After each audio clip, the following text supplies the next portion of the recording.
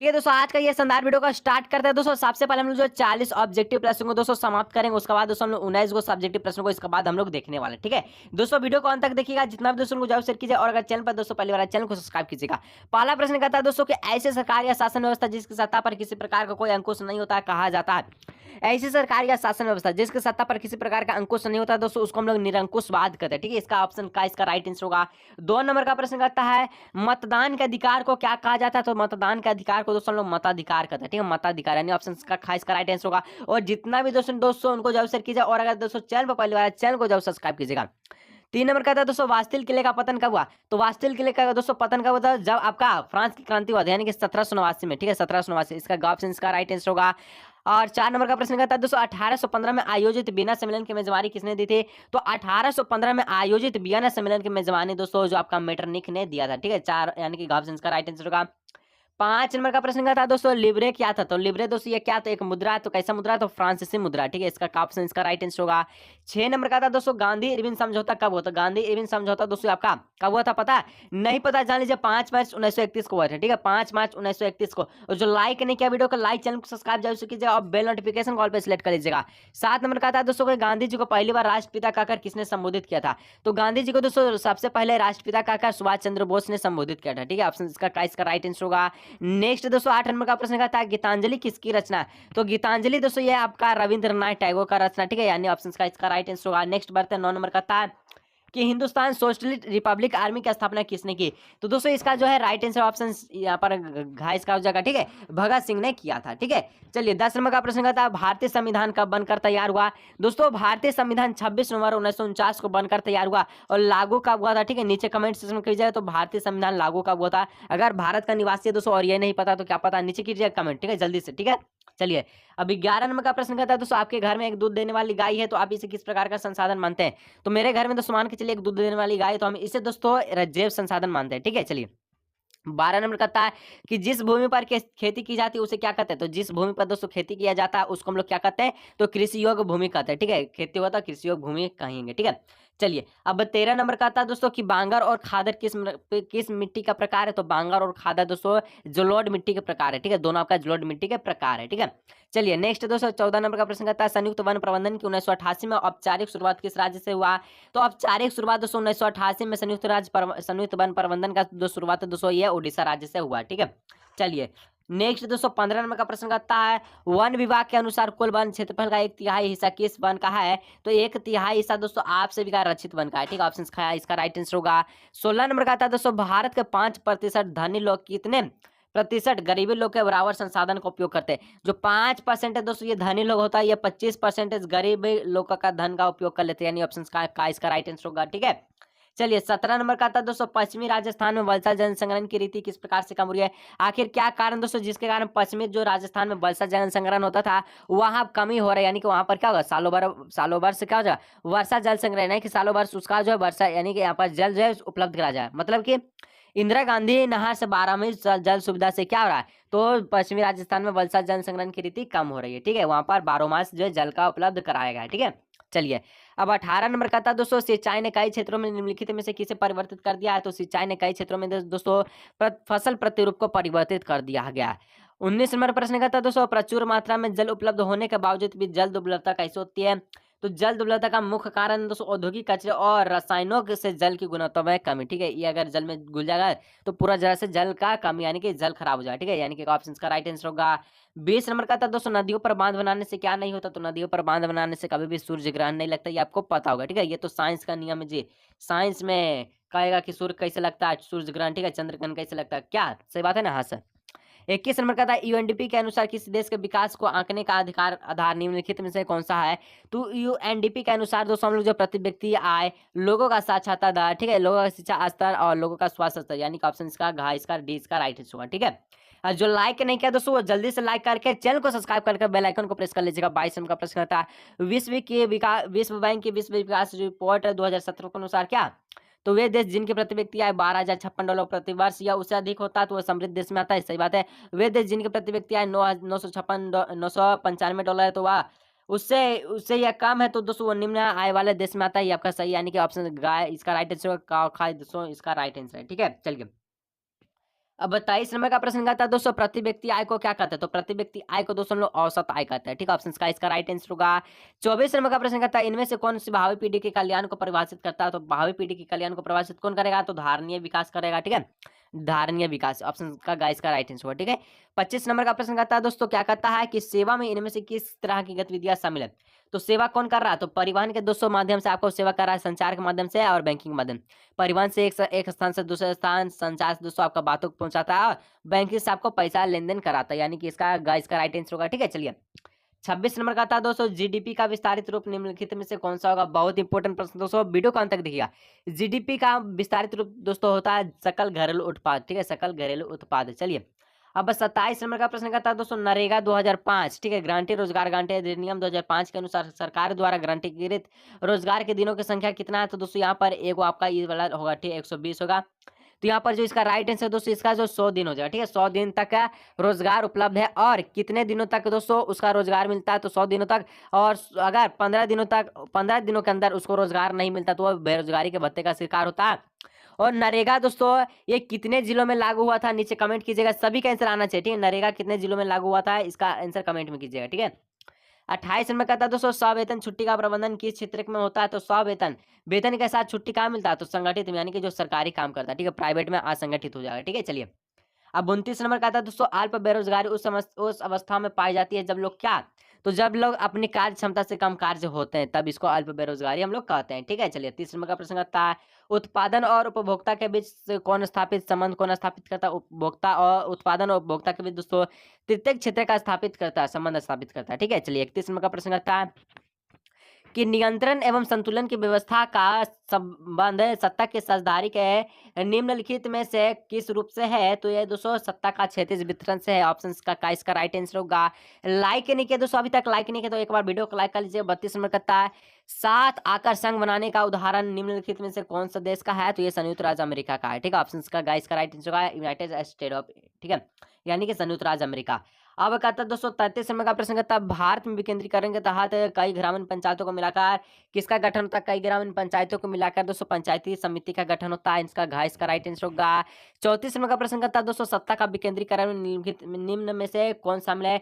तो सत्ता का विकेंद्रीकरण में दोस्तों कौन शामिल है? तो केंद्र सरकार, राज्य सरकार और स्थानीय सरकार, तीनों शामिल है। ठीक है, सत्ता का विकेंद्रीकरण में। ठीक है, 35 नंबर का प्रश्न कहता है दोस्तों, नगर निगम के प्रधान को क्या कहते हैं? तो नगर निगम के प्रधान को दोस्तों हम लोग मेयर कहते हैं। ठीक है, मेयर। ठीक है, ऑप्शन का गाइस का राइट आंसर होगा मेयर। ठीक है, चलिए अब 36 नंबर का प्रश्न कहता है, बोल्विया की सरकार ने कोचबंबा शहर में जलपूर्ति का अधिकार, ठीक है, अधिकार किसे बेच दिया है? तो ये बहुराष्ट्रीय कंपनियों को बेच दिया है। इसका ऑप्शन का राइट आंसर होगा। 37 नंबर कहता है, निम्नलिखित में से कौन असत्य है? कौन असत्य है दोस्तों? तो इसका जो राइट आंसर है क्या हो जाएगा? इसका राइट आंसर हो जाएगा आप सभी का दोस्तों असत्य है। तो व्यवसायी समूह अक्सर पेशेवर लॉबिस्ट नियुक्त करता है, ये आपका कथन जो है क्या है? असत्य है। इसका गाइस का राइट आंसर होगा। अब 38 नंबर कहता है दोस्तों, भारत में केंद्र में गठबंधन सरकार की शुरुआत किस दशक से प्रारंभ हुई? तो ये दोस्तों आपका हुआ था 1919 में, यानी 1990। ठीक है, 1990 में। ठीक है, अब 39 और 40 दोस्तों ये ऑब्जेक्टिव का 2 को लास्ट प्रश्न है, और अभी तक लाइक नहीं किया तो वीडियो को लाइक कर लीजिए। उसके बाद हम लोग दोस्तों 19 को सब्जेक्टिव प्रश्न को जल्दी से सॉल्व करने वाले। ठीक है, भारत में आपसे बाकी बचे विषय किसके आधार क्षेत्र में आते हैं? तो ये दोस्तों आप सभी का केंद्र सरकार के स्थान में आते हैं। ठीक है, अब 40 हमारा ऑब्जेक्टिव का लास्ट प्रश्न, उसके बाद सब्जेक्टिव को शुरू करते हैं। भारतीय संघवाद का तीसरा स्तर कौन सा है? तो ये दोस्तों स्थानीय सरकार है। ठीक है, ऑप्शन का इसका राइट आंसर होगा। चलिए हम देखते हैं, हम लोग 19 यहाँ पर सब्जेक्टिव प्रश्न की ओर हम लोग बढ़ते हैं। ठीक है, चलिए दोस्तों हम लोग जो 19 को सब्जेक्टिव प्रश्न को आप सोल्व करते हैं। ठीक है, देखिए सबसे पहले कहता है दोस्तों अति लघुत्तरीय प्रश्न है में से किन्हीं 5 प्रश्नों का उत्तर। देखिए वो सारा अति लघुत्तरीय है तो 7 को पूछो। ठीक है, 5 गो का उत्तर दीजिएगा और 10 नंबर आपका अति लघुत्तरीय में पक्का। ठीक है, चलिए पहला प्रश्न कहता है दोस्तों, रिंडर पेस्ट से आप क्या रिंडर पेस्ट से क्या तात्पर्य है? तो रिंडर पेस्ट का मतलब क्या होता है? तो रिंडर पेस्ट दोस्तों जानवरों की एक बीमारी का नाम है। ठीक है, जिसको हम लोग पशु रोग भी कहते हैं। 2 नंबर का प्रश्न कहता है, औद्योगिक क्रांति सर्वप्रथम कब और कहाँ प्रारंभ हुई? तो औद्योगिक क्रांति दोस्तों सबसे पहले इंग्लैंड में 18वीं शताब्दी के मध्य में प्रारंभ हुआ था। ठीक है, 3 नंबर कहता है, घर में उपयोग किए जाने वाले ऊर्जा संसाधनों के नाम लिखे। तो घर में क्या क्या उपयोग करते हैं? तो कोयला, एलपीजी, लड़की, ठीक है, यहाँ पर लकड़ी और उपले, ये तीनों का उपयोग आप करते हैं। ठीक है, चलिए अब 4 नंबर का था दोस्तों, भारतीय राष्ट्रीय कांग्रेस की स्थापना कब हुई थी और इसके संस्थापक कौन थे? तो भारतीय राष्ट्रीय कांग्रेस का स्थापना दोस्तों 28 दिसंबर 1885 में हुई और इसका संस्थापक एम और ह्यूम थे। ठीक है, चलिए ऑब्जेक्टिव में दोस्तों पूछ सकता है कि ये जो है भारतीय राष्ट्रीय कांग्रेस का स्थापना कब हुआ, तो लिख दीजिएगा, यानी कि आप सब जो ऑप्शन दिखेगा 1850 उसको राइट कीजिएगा, ठीक है। और इस तरह से दो ऑप्शन यहाँ पर मिल जाएगा, और एक बोल देगा कि भारतीय राष्ट्रीय कांग्रेस का स्थापना किसने की, तो दोस्तों इसका संस्थापक का नाम है एम ओ ह्यूम, ठीक है। चलिए 5 नंबर का था लोकतंत्र की 2 चुनौतियां, दोस्तों क्या क्या है, तो लोकतंत्र की 2 चुनौतियां है जनसंख्या में वृद्धि और अशिक्षा के कारण लोकतंत्र को चुनौतियां का सामना का झेलना पड़ता है, ठीक है। चलिए 6 नंबर का था कि मुद्रा को परिभाषित कीते, तो मुद्रा क्या है, तो मुद्रा धन को उस रूप को कहते हैं जिससे दोस्तों दैनिक जीवन में क्रय विक्रय की क्रिया होती है, ठीक है। यानी कि किसी भी वस्तु को आप खरीदते या बेचिए, उसमें दोस्तों को मुद्रा का होना आवश्यक है, ठीक है। चलिए अब 7 नंबर का था दोस्तों यहाँ पर उदारीकरण से क्या तात्पर्य है, उदारीकरण क्या होता है, उदारीकरण का दोस्तों अर्थ में होता है कि ऐसा नियंत्रण में ढील दिया जाए उन्हें या उन्हें हटा लिया जाए जिससे आर्थिक विकास को क्या मिले, तो बढ़ावा मिले, इसी को दोस्तों हम लोग उदारीकरण कहते हैं, ठीक है। चलिए ये रहा दोस्तों यहाँ पर 7 गो प्रश्न रहा था जो कि आपका 5 गो का उत्तर देना था, ठीक है। चलिए अब लघुत्तरीय प्रश्न दोस्तों इसमें से 8 से लेकर 14 तक का जो प्रश्न है 8 से 14 तक है, ठीक है।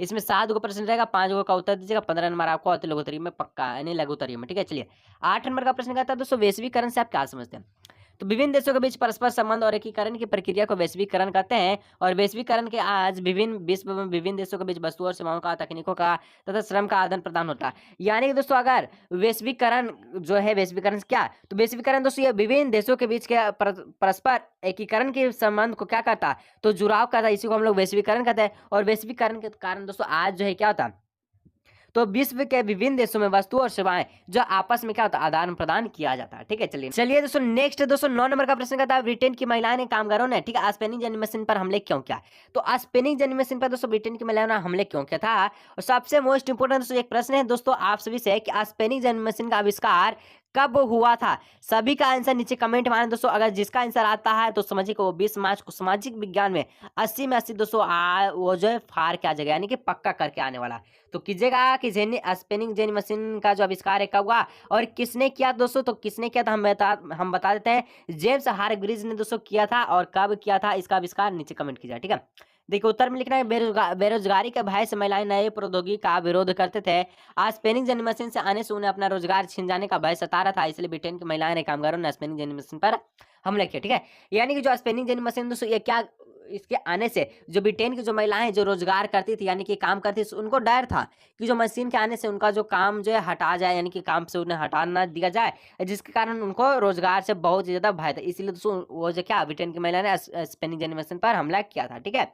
चलिए अब 10 नंबर का था दोस्तों भारत की एक खाद्य फसल का नाम बताएं और उसे उगने के लिए 2 आवश्यक भौगोलिक दशाओं का वर्णन कीजिए, ठीक है। तो चावल भारत की एक प्रमुख खाद्य फसल है दोस्तों, इसे उगाने के लिए 2 भौगोलिक परिस्थितियां निम्नलिखित है। पहला देखो तो उष्ण और आर्द्र जलवायु होना चाहिए, अगर जब भी चावल की खेती किया जाए तो उष्ण और आर्द्र जलवायु होना चाहिए। समतल भूमि होना चाहिए दोस्तों, ताकि जो है जल जो है ज्यादा दिनों तक इकट्ठा रहे, ठीक है। अगर समतल भूमि नहीं रहेगा और जल नहीं इकट्ठा रहेगा दोस्तों तो धान जो है ये सूख जाता है, ठीक है। चलिए 11 नंबर का था तो दोस्तों की राजनीतिक दल का क्या अर्थ होता है।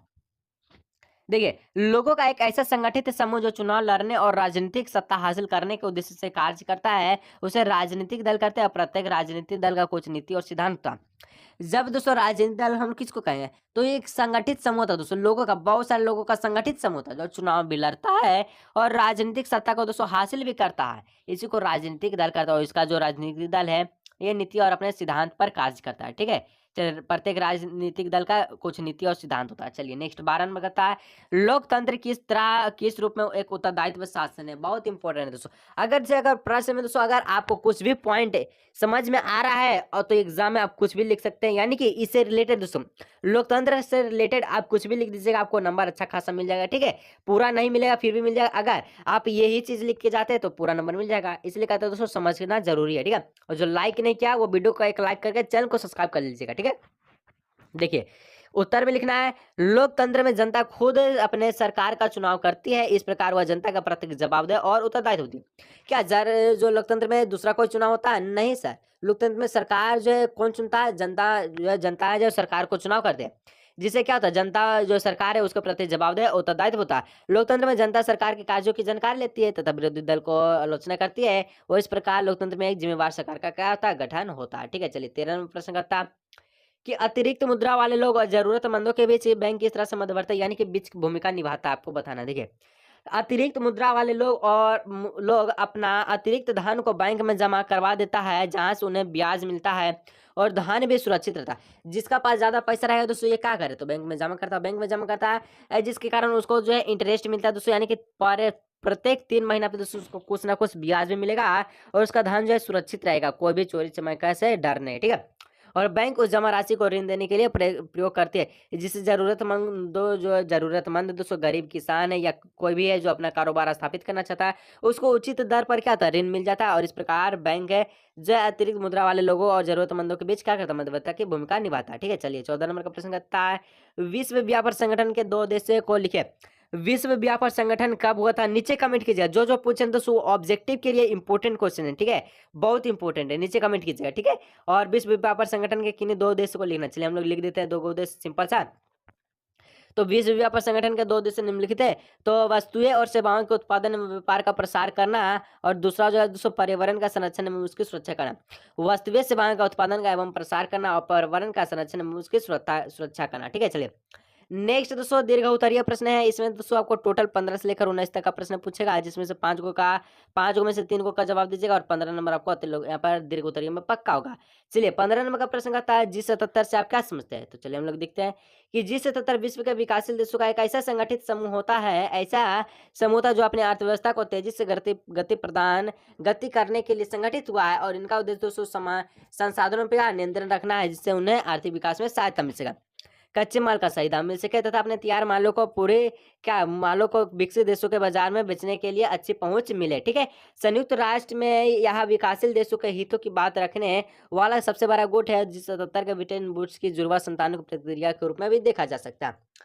कहने का मतलब दोस्तों G77 है क्या, तो G77 दोस्तों ये एक ऐसा विकासशील समूह है दोस्तों जो अपना क्या करता, तो इसका जो पूरा जो संसाधन पर नियंत्रण करना, इनका जो इसका उद्देश्य है संसाधन पर नियंत्रण करना है, जो भी संसाधन, ठीक है।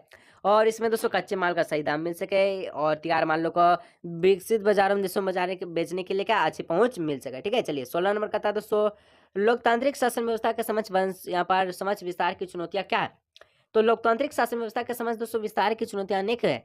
जैसे कि दोस्तों अगर किसी भी प्रकार से लोकतंत्र में शासन व्यवस्था होता है तो उसमें क्या क्या चुनौतियां होता है, तो लोकतंत्र के विकास की चुनौतियां का अर्थ ही होता है सत्ता में साझेदारी का विस्तृत बनाया जाए, और इसी उद्देश्य से विकेंद्रीकरण के सिद्धांत को अपनाया जाता है। और विकेंद्रीकरण जानते हैं कि 3 होता है, केंद्र सरकार, राज्य सरकार और स्थानीय सरकार। वही लिखा है इस प्रकार सरकार की सत्ता को कोई भी कई स्तरों में बांट दिया, जैसे कि केंद्र सरकार, राज्य सरकार और स्थानीय प्रशासनिक इकाइयां। सत्ता में साझेदारी को विस्तृत बनाने के लिए वंश, लिंग, जन, धर्म, जाति, संप्रदाय, भाषा, स्थान आदि के आधार पर भेदभाव मिटाने की चुनौतियां हैं। इसके लिए भारत का अनेक प्रयास किए गए, पंचायती राज की स्थापना की गई है। सत्ता में साझेदारी को विस्तृत बनाने के लिए पंचायती राज व्यवस्था में महिलाओं के लिए 33% क्षेत्र का आरक्षित सीटें मौजूद दिया गया है, ठीक है। चलिए इस प्रकार से क्या होता है, तो आप सभी का आप पूछा था प्रश्न है लोकतंत्र शासन व्यवस्था के समाज वन संबंध चुनौती होता है। दोस्तों प्रश्न में पूछता है कि जो पंचायती राज में महिलाओं के लिए कितना परसेंटेज का सीट है जो आरक्षित है, तो 33% दीजिएगा, और किसमें, तो पंचायती राज में। ऑब्जेक्टिव दोस्तों जितना सब्जेक्टिव प्रश्न को पढ़ेगा उतना ऑब्जेक्टिव आपका क्लियर होगा, ठीक है। चलिए 17 नंबर कहता है कि एक अर्थव्यवस्था में मुद्रा की भूमिका की विवेचना कीजिए, तो एक अर्थव्यवस्था में दोस्तों मुद्रा की बहुत ही महत्वपूर्ण भूमिका होती है। मुद्रा की सहायता से हम किसी वस्तु को खरीद या बेच सकते हैं, व्यापार में मुद्रा का अहम भूमिका होता है। अगर दोस्तों मुद्रा नहीं होता तो आप क्या दैनिक जीवन में क्रय विक्रय की क्रिया कर सकते हैं, नहीं सर, ठीक है। और यह जो है दोस्तों क्या होता है, तो यह मुद्रा की सहायता से एक स्थान से वस्तु को खरीद कर दूसरे स्थान पर जो क्या करता है उसे बेच दिया जाता है। बजट निर्माण में मुद्रा की अहम भूमिका होती है, कोई बजट कितना बड़ा है मुद्रा के आधार पर उसे मापा जा सकता है। राष्ट्रीय आय की गणना में मुद्रा का भूमिका होती है, देश की आय राष्ट्रीय आय व गणना मुद्रा में की जाती है जो देश के निवासियों का जीवन स्तर को दर्शाती है, ठीक है। मुद्रा के बिना राष्ट्रीय आय की गणना करना बहुत ही कठिन है। इस प्रकार किसी भी देश का अर्थव्यवस्था में मुद्रा की बहुत महत्वपूर्ण भूमिका होती है। यानी कि कोई भी अगर कार्य कर रहा है तो मुद्रा का होना जरूरी है, व्यापारिक कार्य कर रहा है या कुछ भी वस्तु खरीद रहे हैं तो मुद्रा का होना जरूरी है। बस मुद्रा के सहायता से कोई भी चीज आप यहाँ पर लिख सकते हैं, ठीक है। अब 18 नंबर है दोस्तों, कहता है भारत में सौर ऊर्जा का भविष्य उज्ज्वल है कैसे, तो भारत में सौर ऊर्जा का भविष्य दोस्तों उज्ज्वल है जिसके निम्नलिखित कारण दिए गए हैं। पहला कारण दोस्तों कि भारत एक उष्णकटिबंधीय देश है जिसके कारण यहाँ अधिक गर्मी पड़ती है, ठीक है। और यहाँ पर ग्रामीण और दूरदराज इलाकों में सौर ऊर्जा तेजी से प्रचलित हो रही है। सौर ऊर्जा संयंत्र को भारत के विकसित भागों में स्थापित किया जा रहा है जिससे प्रदूषण को कम करने में सहायता मिलती है और यह पर्यावरण के संरक्षण में बहुत ही महत्वपूर्ण भूमिका निभाती है। तो इस तरह से दोस्तों हम लोग जो 19 अब बोलेंगे सर 19वां प्रश्न जो मैप के संबंधित है दोस्तों, मैप वाला प्रश्न दोस्तों आपको इंटर स्क्रीन पर शो होगा, वहाँ से क्लिक कर लीजिएगा। और दोस्तों आज की इस वीडियो में हम लोग 40 प्रश्न ऑब्जेक्टिव और 19 आपका सब्जेक्टिव को लेकर समाप्त करते हैं। वीडियो अच्छा लगता है वीडियो को लाइक, चैनल को सब्सक्राइब कीजिए दोस्तों, मिलेंगे हम लोग इस तरह नए वीडियो में।